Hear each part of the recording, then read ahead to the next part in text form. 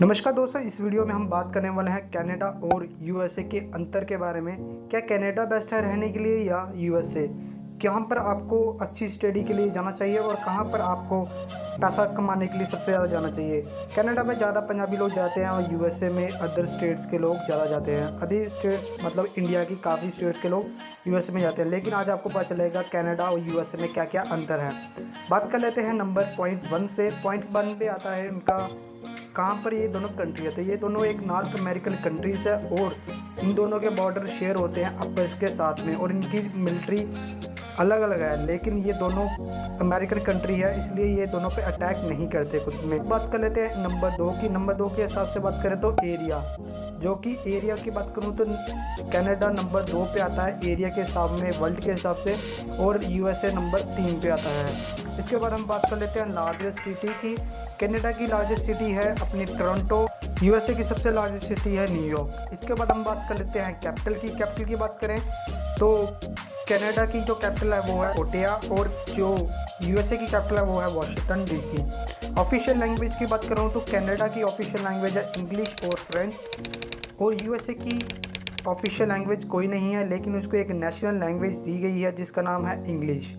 इसके बाद बात कर लेते हैं रिलीजन की। तो सबसे ज़्यादा इन दोनों देशों में रिलीजन जो माना जाता है वो है क्रिश्चियन। इसके बाद हम बात कर लेते हैं नंबर 7 पॉइंट की, जिस पे मैंने रखा हुआ है इंडिपेंडेंस।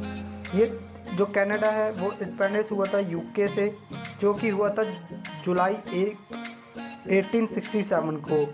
जो कि यूनाइटेड स्टेट ऑफ अमेरिका है वो इंडिपेंडेंस हुआ था ब्रिटेन से, जो कि जुलाई 4 1776 को। इन दोनों की करेंसी की बात करूं तो कनाडा की करेंसी है कैनेडियन डॉलर, जो कि इंडिया के हिसाब से $1 है, जो 56 रुपीज़ के लगभग है। और बात कर लेते हैं यूएसए की करेंसी है डॉलर्स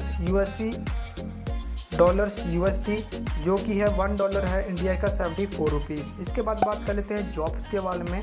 तो कनाडा में जॉब लेना थोड़ा मुश्किल है, क्योंकि यहाँ की कम ही बिग सिटीज़ हैं, कम ही कुछ बड़ी सिटीज़ हैं, जिसकी वजह से जॉब को लेना कनाडा में थोड़ा मुश्किल है। इसकी बात कर लेते हैं हम यूनाइटेड स्टेट ऑफ अमेरिका की। वहाँ पर आपको काफ़ी बड़ी सिटीज़ देखने के लिए मिलती हैं, इसलिए वहाँ पर आपको जॉब लेना आसानी रहेगी।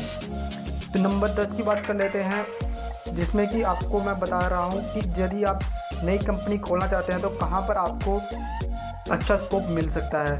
तो कनाडा पे आप नई कंपनी अपनी खोलना चाहते हैं तो कनाडा पे आपको काफ़ी इजी रहेगा, क्योंकि वो अभी फ्रेश एरिया और वहाँ पर कम इम्प्रूवमेंट हुई है, कम ही वहाँ की बड़ी सिटीज़ हैं, इसलिए आप आसानी से कंपनी खोल सकते हैं एज़ कम्पेयर टू यूएसए।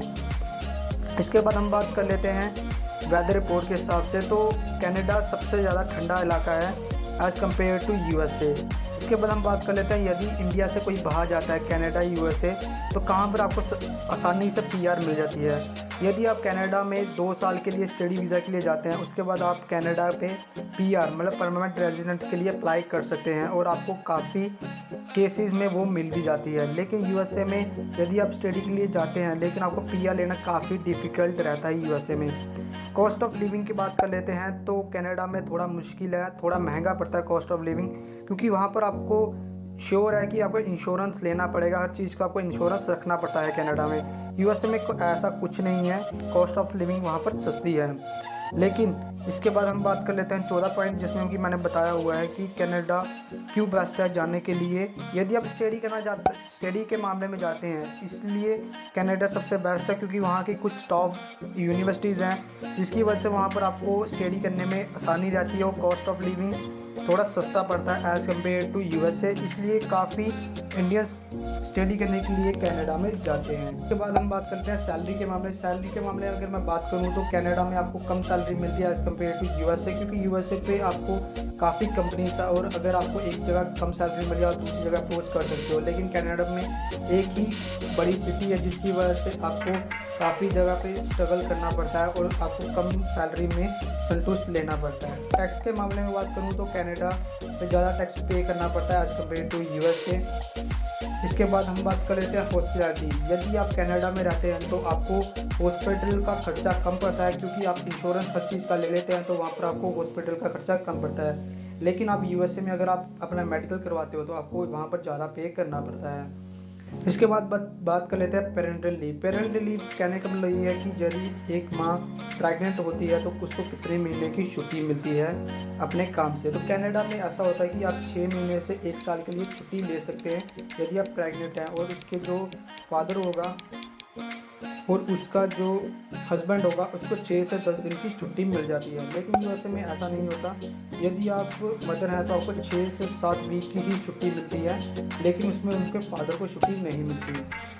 यदि आप शॉपिंग करना चाहते हैं तो यूएसए आपके लिए बेस्ट है, क्योंकि वहाँ पर आपको काफ़ी मॉल्स देखने के लिए मिलेंगे।